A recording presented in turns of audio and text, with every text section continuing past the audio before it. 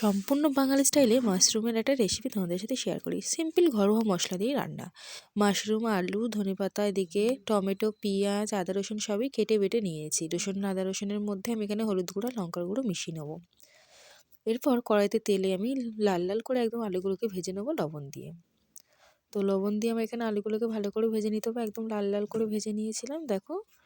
তো আমার আলুগুলো ভাজা হয়ে গেলে ওই যে তেলটা দিয়েছিলাম ওই তেলেই অল্প করে চিনি দেবো, দিয়ে পেঁয়াজ বাটা দিয়ে দেবো, দিয়ে আর কাঁচা লঙ্কা দিয়ে দেবো। দিলে কালার চেঞ্জটা হবে যতক্ষণ না পর্যন্ত ততক্ষণটা ভালো করে ভেজে নেবো।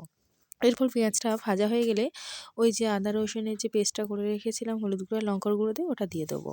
দিয়ে ভালো করে এটাকে মিশিয়ে একদম তেল ছাড়া অবধি এটাকে করতে হবে, আর কাঁচা গন্ধটা চলে যাওয়ার অবধি। সাথে টমেটো আর একটু লবণও দিয়ে দিয়েছিলাম। একদম মশলাটার কাঁচা গন্ধ চলে যাওয়া অবধি আমাদের গ্যাসটাকে আস্তে দিয়ে নেড়ে যেতে হবে। তো দেখো তেলটাও ছেড়ে দিয়েছে আর মশলার কাঁচা গন্ধটাও চলে গেছে। এই সময় কেটে রাখা মাশরুমগুলো আমি দিয়ে দেবো।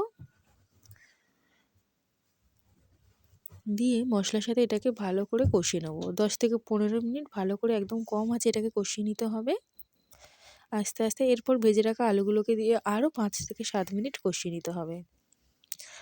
নিয়ে ওপর থেকে আমি এখানে একটুখানি ধনেপাতা দিয়ে দেবো কষানোর সময়, যাতে গন্ধটা খুব সুন্দর আসে। এই সময় কী হয়, ধনেপাতা দিলে ধনেপাতার একটা আলাদাই গন্ধ আসে, যেটা খেতেও খুব ভালো লাগবে।